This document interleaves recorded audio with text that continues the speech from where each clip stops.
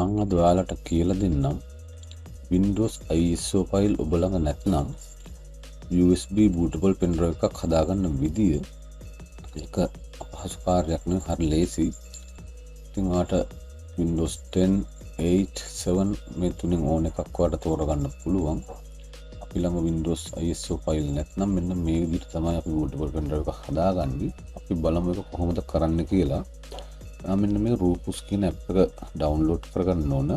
ඒකට ඔයා internet browser එකට ගිහිල්ලා rufus.ie කියලා type කරාම මේ විදිහට තමයි open වෙන්නේ Rufus website එක. මෙතන පහළට ගිහිල්ලා මෙන්න මේ Rufus 3.15 කියන එක උඩ click කරලා ඒක download කරගන්න. මේ උඩම තියෙන එක තප්පර ගානකින් download වෙනවා. හරි පොඩි app එකක්. එච්චරයි ඔයාලට අවශ්‍ය වෙන්නේ. හරි, දැන් අපි බලමු ඒක කොහොමද කරන්න කියලා. අපි Rufus app එක double click කරගන්නවා. ඊට පස්සේ මෙන්න මේ විදිහට තමයි app එක open වෙන්නේ. මෙතන මේ උඩ device යටතේ ඔයාගේ pen drive එක ඔයා දෙන්න ඕන. ඊට පස්සේ මෙතන boot selection යටතේ දකුණු පැත්තට මේ select කියන එක click කරලා සාමාන්‍ය විදිය නම් අපි කරන්නේ අපේ computer එකේ තියෙන ISO file එකක් මෙතෙන්ට දෙන එක තමයි. මේක select කරාම පුළුවන් අපේ පරිගණකයේ තියෙන මේ වගේ ISO file එකක් දෙන්න. සාමාන්‍ය විදිය මේකනේ. හරිද? දැන් අපි දැන් මේ අපි තුමේ Windows 10 ISO file එක click කරලා open කරාම දැන් මෙතන යාක Windows 10 ISO file එක අල්ලගත්තා. දැන් මෙතන ready කියලා තියෙනවා. ඉතින් මට මේ start click කරපු ගමන් මේ bootable pen drive එක හදාගන්න පුළුවන්. දැන් අපි ළඟ ISO file නැහැනේ. ISO file නැති අය මෙන්න මේ විදිහටයි කරන්නේ.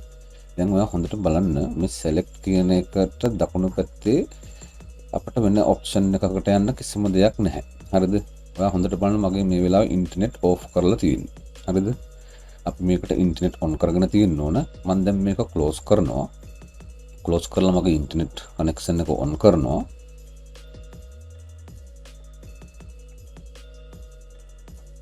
හරි. දැන් ඊට පස්සේ මම නැවතත් Rufus app එක open කරගන්නවා. ඔයාලට බලා ගන්න පුළුවන් දැන් මේ select කියන බටන් එකට අල්ලලාම තියෙන පොඩි ඊතලයක්. හරිද? මේක ඉන්ටර්නෙට් on කරාට පස්සේ තමයි එතකොට ඉන්ටර්නෙට් on කරලා තමයි app එක open කරන්න ඕන. ඊට පස්සේ තමයි මේ විදිහට එන්නේ. දැන් ඔයාලා ළඟ ISO file එකක් නැහැනේ. මම මුලින්ම pen drive එක පෙන්නුවා. මෙතෙන්ට ඇවිල්ලා select නෙවෙයි මෙන්න මේ ඊතලයේ උඩ click කරන්න. ඔය ඊතලයේ උඩ click කරාම ඔයාලට බලා ගන්න පුළුවන් මෙතන download කියලා තියෙනවා. දැන් ඉතින් ඔයාලට දැන් එතනම ISO file නැති නිසා දැන් ඔයාලට ISO file එක download කරගන්න ඕනේ. අපි මේක උඩ click කරනවා. ඊට පස්සේ නැවතත් ඒ download කියන එක උඩ click කරනවා. දැන් ඔයාලට බලා ගන්න පුළුවන් downloading කියලා. අපි පොඩ්ඩක් බලමු මොකද කියන්නේ කියලා.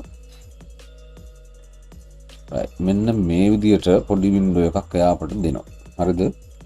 දැන් මෙතන version එක Windows 10 තමයි එයා select කරගෙන තියෙන්නේ. දැන් ඔයාලට Windows 7 වෙන්න පුළුවන්, Windows 8 වෙන්න පුළුවන්. ඔය කැමැත්ත අනුව කැමැති ISO එක ඔයාලට දැන් මෙතනින් download කරන්න පුළුවන්.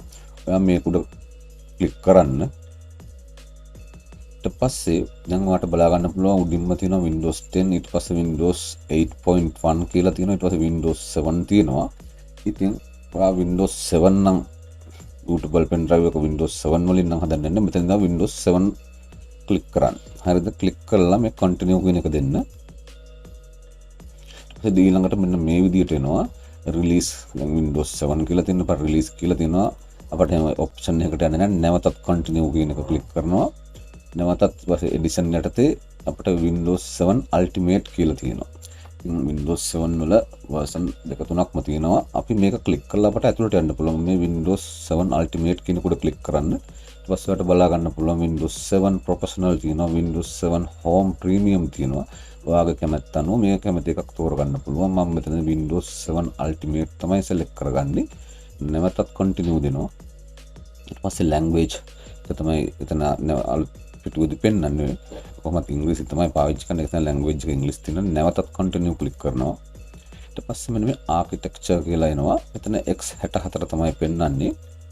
ඊට පස්සේ මේ අපි ඒක උඩ click කරාම ඔයාලට යට බලා ගන්න පුළුවන් x86.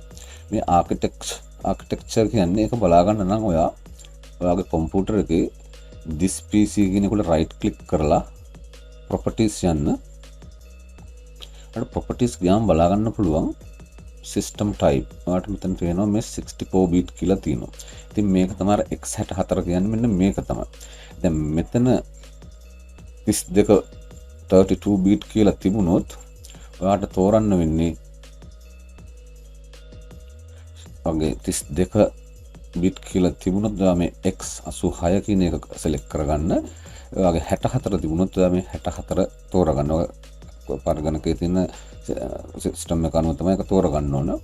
ඊට පස්සේ මෙතන ඕනනම් ඔයාලට මේ ඩවුන්ලෝඩ් යූසින් a browser කියන එකට ටික් එක දැම්මොත් browser එක හරහා තමයි මේක ඩවුන්ලෝඩ් වෙන්නේ. අපිට එහෙම ඕනේ අපි මම මේකට ටික් එක දාන්නේ ඩිරෙක්ට් මෙතනටම ඩවුන්ලෝඩ් කරනවා. මම මේ ඩවුන්ලෝඩ් කියන බටන් එක ක්ලික් කරනවා දැන්. පස්සේ යා මගෙන් අහනවා save as කොහෙටද මේ මම දැන් ඩවුන්ලෝඩ් කරන ISO ෆයිල් එක සේව් කරන්න. ඉතින් ඔයා කැමති තැනක් ඔයාගේ කම්පියුටරේ කොහෙටද මේක සේව් කරන්න ඕන කියන එක ඔයාට කැමති තැනක් ඔයාගේ කම්පියුටරෙන් සේව් කරන්න පුළුවන්. හරිද? ඔයා කැමති තැනක් දීලා ඔයාගේ කම්පියුටරේ ඔයාට ෆෝල්ඩර් එකක් කැමති තැනක හදාගෙන ඔයා ඒක දෙන්න. කිසි ප්‍රශ්නයක් නැහැ. හරිද? මේ ෆෝල්ඩර් එක තෝරලා ඕපන් කරනවා. මම කියනවා ඒකට යන්න කියලා සේව් කියලා ක්ලික් කරගන්නවා. දැන් මට බලා ගන්න පුළුවන් ඩවුන්ලෝඩින් කියලා. ඉතින් මට මෙතනදී කියන්න බෑ මේකට පැය භාගයක්ද පැයක්ද යන්නේ කියලා. ඒ තමන්ගේ තියෙන ඉන්ටර්නෙට් ස්පීඩ් එක තමයි ස්පීඩ් එක අනුව තමයි මේක සිද්ධ වෙන්නේ. ඉතින් කොහොමත් පැය භාගයකට වඩා නම් අනිවාර්යෙන් යනවා. ඉතින් මේක ඩවුන්ලෝඩ් වෙලා ඉවර වුණාම ඔයාලට රෙඩි කියලා මෙතන වැටෙනවා. ඊට පස්සේ ඔයාලට තියෙන ස්ටාර්ට් බටන් එක ක්ලික් කරලා ඔයාගේ පෙන් ඩ්‍රයිව් එක හදාගන්න විතරයි. වෙන කිසිම දෙයක් කරන්න නැහැ. ඉතින් ඔන්න ඔය විදිහට තමයි ISO ෆයිල් ළඟ නැත්නම් ISO ෆයිල් එක ඩවුන්ලෝඩ් කරගෙනම bootable pen drive එකක් හදාගන්නේ. මේ වීඩියෝ එකෙන් මට ඔයාලට කියන්න තියෙන්නේ මෙච්චරයි. මේ වගේ තවත් වීඩියෝ එකකින් නැවත හමු වෙනතුරු ගිහිල්ලා එන්න.